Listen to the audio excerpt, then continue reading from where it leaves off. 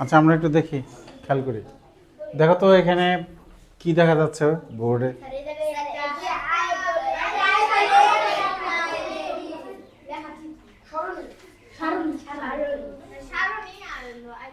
আচ্ছা, তাহলে এই যে এরকম সারণী থেকে এরকম আয়ত লেখা আমাদের শিখতে হবে। প্রশ্নে এটা দেওয়া থাকবে বা পরীক্ষায় এই সারণী দেওয়া থাকবে, আর আমাদের এরকম আয়ত লেখা আঁকতে হবে। এটা আমি জানি, ক্লাসে অনেকে পারে, ক্লাস 4-এ অনেকে করে আসছে। মনে আছে কার কার? অনেকের মনে আছে। আচ্ছা ঠিক আছে, 1 2 3 4 5 6 7 8 9 10 11 12, ঠিক আছে 13। এখন যাদের মনে নাই তারা এখন যে কাজটা করবা সেটা হলো দেখলেই পারবা। হ্যাঁ, দেখো আমাদের এই যেটা হলো 0, আমরা প্রথমে কাজটা করব হলো এই অক্ষ দিব। কি দিব? প্রথম কাজ হলো আমাদের কি দেওয়া, ঠিক আছে। হ্যাঁ, তারপরে আমরা এই এই আনুভূমিক অক্ষে, এটাকে বলি আমরা উল্লম্ব। বড় হলে যদিও এটার নাম পাবা ওয়াই, আর এটার নাম এক্স। তোমাদের বইয়ের নাম দিচ্ছে আনুভূমিক আর উল্লম্ব। খাড়াটা কি? উল্লম্ব। আর এই যে এই এই যে যেটা ভূমির সাথে সমান্তরাল ওটাকে আনুভূমিক বলে। হ্যাঁ, এবার আমরা এই যে শ্রেণী ব্যবধানগুলো আমরা এদিক দিয়ে দিব। হ্যাঁ, শ্রেণী ব্যবধানগুলো এদিক দিয়ে দিব, আর সংখ্যাগুলো আমরা এই যে শ্রেণী ব্যবধান 5 থেকে 9, 5 থেকে 9-এ এই যে 2, এই 2 পর্যন্ত একটা আয়ত এঁকে আমরা কালার করে দিব। ঠিক আছে। এখন যদি ছক কাগজ কিনতে পাওয়া যায়, গ্রাফ পেপার বলে, দোকানে কিনতে পাওয়া যায়, সেই গ্রাফ পেপারে করলেও হবে। আর তোমরা খাতার মধ্যে কিভাবে আঁকতে পারো, তোমরা কি কেউ শেয়ার করো? 1 সেন্টিমিটার বা অবশিষ্ট এইরকম ঘর এঁকে নিতে পারো। এই যে এরকম ছোট ছোট ঘর আছে, ঠিক আছে, এরকম ঘর এঁকে নিয়ে তারপর আঁকতে পারো। হ্যাঁ, তাহলে আমরা এই আয়তলেখ থেকে আমরা কি দেখতে পাই? সবচেয়ে উঁচু আয়তলেখ কোনটা? 25 থেকে 29, ঠিক আছে। 25 থেকে 29-এ এখানে সংখ্যা কত? এই যে 7, ঠিক আছে। টিভিতে ক্রিকেট খেলা দেখে কে কে? ক্রিকেট ক্রিকেট ক্রিকেট মোবাইল, যাই হোক টিভিতে, মোবাইলে দেখবা যে এরকম কোন ওভারে কত রান এসেছে, এরকম আয়তলেখ আঁকে, খেলার মধ্যে দেখায়। আবার 1 ওভারে কত রান এসেছে, হ্যাঁ, বল ওয়াইজ মানে বলে বলে কত রান সেটাও দেখায়, ঠিক আছে।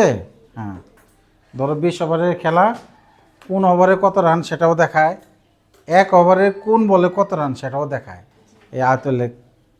হ্যাঁ, তো যাই হোক, আমরা আয়তলেখের সাথে আগে যেহেতু পরিচিত হয়েছি, এখানে এই আয়তলেখ অঙ্কনের পদ্ধতিগুলি দিয়েছে, আমরা একটু পড়ে শুনি। আচ্ছা সবাই বই থেকে পড়ো তো, এক একজন এক একটা। হ্যাঁ, জোরে জোরে মাহাতির পড়ো প্রথমটা। আনুভূমিক অক্ষ বরাবর প্রতি 5 ঘর পর পর দাগ দিয়ে চিহ্নিত করি। হ্যাঁ, প্রতি 5 ঘর মানে হয়েছে কি, ছক কাগজে এই যে এখানে ছোট ছোট 5টা ঘর থাকে, সেটাই বলেছে 5 ঘর পর পর। হ্যাঁ, 5 ঘর পর পর চিহ্নিত করি, এই যে 5 ঘর পর পর চিহ্নিত, এই যেভাবে, ঠিক আছে। ওকে, হ্যাঁ হ্যাঁ, তারপরে ডলে পড়ো 2 নম্বরটা। খাড়া অক্ষ বরাবর শিক্ষার্থীদের সংখ্যা চিহ্নিত করার জন্য দাগ দিই যেন সকল সংখ্যা লেখচিত্রে থাকে। সকল সংখ্যা এখানে সর্বোচ্চ কত আছে? এই সারণীতে 7, কমপক্ষে যাতে 7 পর্যন্ত থাকে। হ্যাঁ, এই যেভাবে আমরা দাগ দিব, ঠিক আছে, সেটা বলেছে। হ্যাঁ হ্যাঁ, তারপরে হ্যাঁ সামিয়া পড়ো, সামিয়া পড়ো। ক্ষেত্র অঙ্কন করি যার প্রস্থে শ্রেণী ব্যবধান এবং উচ্চতায় শিক্ষার্থীর সংখ্যা থাকবে। হ্যাঁ, যার আয়তক্ষেত্র অঙ্কন করে, যার প্রস্থে শ্রেণী ব্যবধান। এই যে এটা একটা আয়তক্ষেত্র না, দেখো তো বড়টা কি দৈর্ঘ্য, এটা কি, এটা কি, আর এটা কি, প্রস্থে থাকবে শ্রেণী ব্যবধান। এই যে প্রস্থে কি থাকবে, হ্যাঁ, আর উচ্চতায় শিক্ষার্থীর সংখ্যা থাকবে। আর এখানে একটা বলেছে মনে রাখতে হবে, এটা ফাতেমা পড়ো, হাত তুলছে ফাতেমা। হ্যাঁ,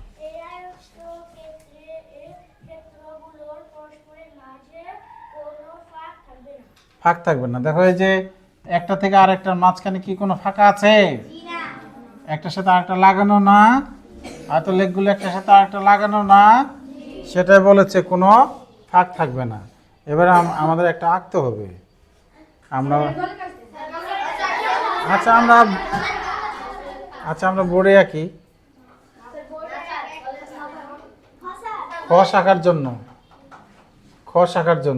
খ শাখায় আমরা ট্যালি কাটছিলাম। কারো খাতায় আছে, করা আছে? খ শাখায় ট্যালি কাটছিলাম, দেখো তো কারো খাতায় করা আছে কিনা। ও যে পরে সংশোধন করাটা ছিল, খ শাখার যে আমরা দলে কাজ দিছিলাম, কয়েকজন ভুল হয়েছিল, ঠিক করাটা কার আছে? ডিকশন তোমার খাতায় আছে? ডিকশনের খাতায় ঠিক ছিল।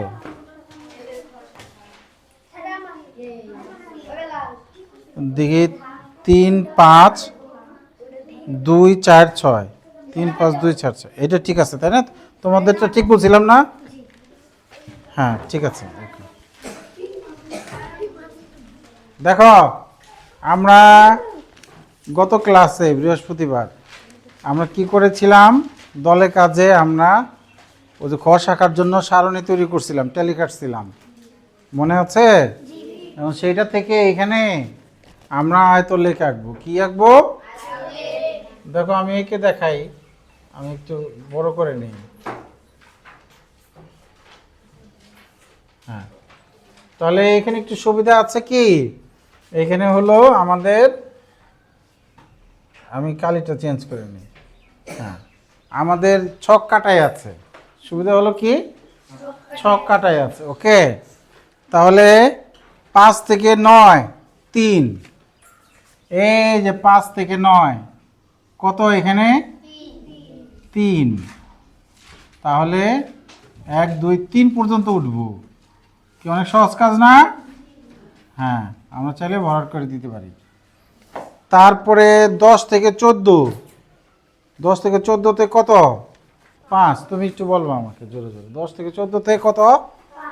5। তাহলে কত পর্যন্ত উঠবো এটা? এই যে পর্যন্ত উঠবো, ঠিক আছে? 5। তারপরে 15 থেকে 19 কত? 2। 15 থেকে 19 কত? 2। তারপরে 20 থেকে 24, 20 থেকে 24 হলো 4। এই যে 4 পর্যন্ত উঠবো। হ্যাঁ, তারপরে 25 থেকে 29, এই শেষেরটা সবচেয়ে বড় দেখা যায়, 5, 6। তাহলে আমি এটা দিয়েই আমি রং করে দিই। হ্যাঁ,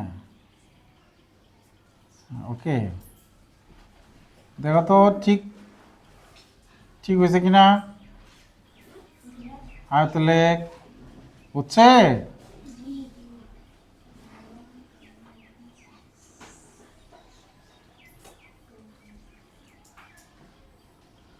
আমার তো রঙের কালির অভাব নাই।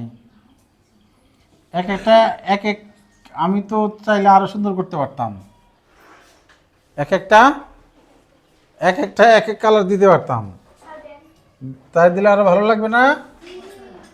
আমি এটাকে এই কালার দিই।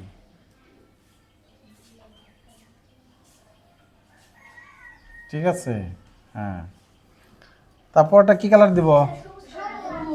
সবুজ কালার। আচ্ছা, ওকে, তাহলে আমারটা দেখতে আরো ভালো লাগবে। হ্যাঁ, তারপরটা কি কালার দিব?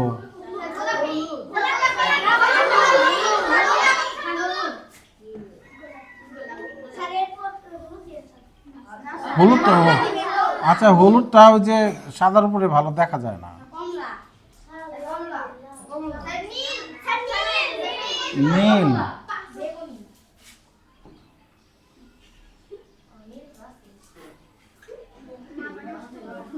এটা গাঢ় নীল।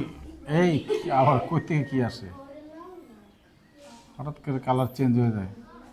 আগের চেয়ে এখন একটু দেখতে ভালো লাগতেছে আমারটা, তাই তো? হ্যাঁ, তাহলে আমাদের মূলত হলো ছক কাটাটাই হলো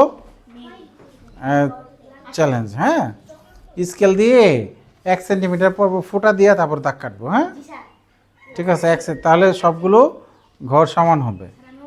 হ্যাঁ, তাহলে দেখি আমরা একটা আয়তলেখ আঁকার জন্য নিচের উপাত্ত সমূহ একটি বিদ্যালয়ে 5ম শ্রেণী শিক্ষা উচ্চতা নির্দেশ করে। উচ্চতা দেওয়া আছে, ধরো যে সেন্টিমিটারে, তোমাদের উচ্চতা এরকমই হবে 130 সেন্টিমিটার। ধরো যে একজনের মাহাতিরের 130, ডিকসনের 132, তামির তাসেনের 134, এরকম আর কি। হ্যাঁ, সেন্টিমিটার, এটা কি সেন্টিমিটার। আচ্ছা দেখি আমি আরেকটু তোমাদের মেমোরি চেক করি। এই 130 সেন্টিমিটারকে কত মিটার বলা যায়? 1.30 মিটার বলা যায়। আচ্ছা, থ্যাংক ইউ, ওর জন্য ক্লাব দেয়। তাহলে ওই যে আগে যা শিখেছি ওগুলো মাথায় রাখতে হবে। সেন্টিমিটারকে 100 দিয়ে ভাগ করলে মিটার হয়। হ্যাঁ, ঠিক আছে। তো যাই হোক, এগুলো আমাদের এখানে কি করতে বলেছে নিচে? আচ্ছা, এখানে কি বলেছে এখানে? সংখ্যা, সংখ্যা, তাই তো? ও আচ্ছা, দেখো উচ্চতার ব্যবধান। ও আচ্ছা, এখানে একটা মজার কাজ করছে, সেটা হলো আমরা তো এইভাবে আসলে বের করা কঠিন, সেটা ঠিকই বলছো, ট্যালি ছাড়া। ঠিক আছে, এখানে দেখো একই 3টা ছক করছে। এটার জন্য সারণী 1, সারণী 2। এই সারণীতে শ্রেণী সংখ্যা কতগুলো কে বলতে পারে? এই যে সারণী 1-এ শ্রেণীর সংখ্যা কত? 21, 22, 23। এটা হলো শ্রেণী ব্যবধান 3। আমি বলছি শ্রেণী সংখ্যা কত? শ্রেণী সংখ্যা 7। দেখি ওটা মনে হয় ঠিক হয়েছে।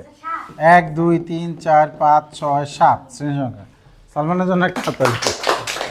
শ্রেণী সংখ্যা। হ্যাঁ হ্যাঁ, আমি শ্রেণী সংখ্যা ধরছি। তো যাই হোক, জবাব শ্রেণী ব্যবধান পাইছি। তাহলে এই সারণী 2-এ শ্রেণী সংখ্যা কত? এটা 7। 1, 2, 3, 4, 5। এটা 5। আর 1, 2, 3, এটা কত? 3।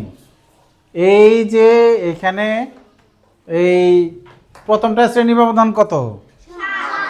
শ্রেণী ব্যবধান ওই যে ডিকশন যারা বলছিল 21, এই যে 21, 22, 23 কত? শ্রেণী ব্যবধান কত? 3। এটা হলো শ্রেণী ব্যবধান। এখানে শ্রেণী ব্যবধান কত? 20 থেকে 24, 5। এখানে শ্রেণী ব্যবধান কত? 10। এই যেদিকে তাকালে সহজে ধরা পড়বে 120, 30, 40। এই যে 120, 25, 30। হ্যাঁ, ঠিক আছে।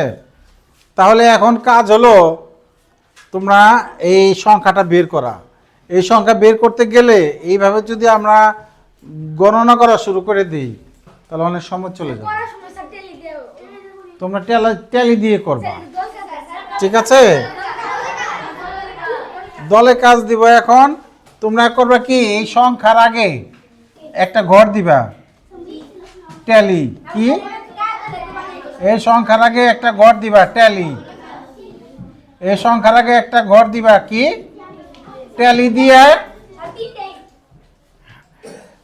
আচ্ছা, এক এক দলের এক একটা দিব নাকি?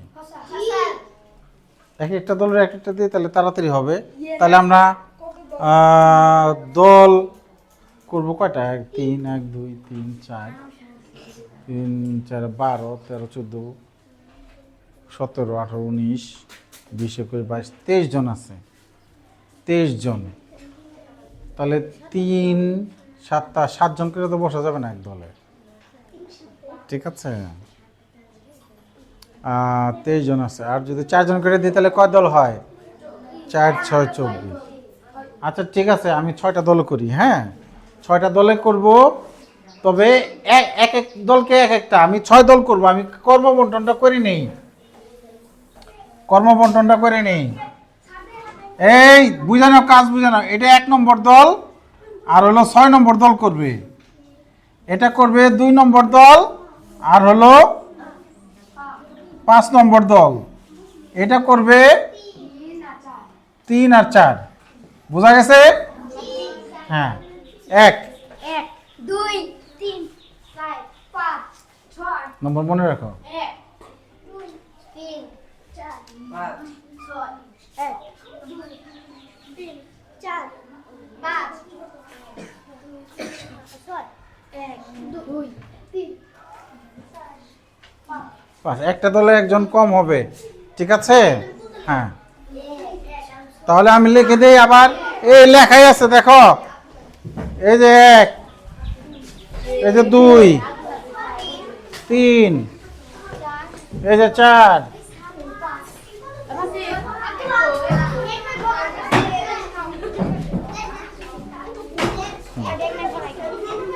এই যে 5, এই যে 6। কোন দলের কি কাজ এটা দেওয়া আছে। হ্যাঁ, শুরু করো।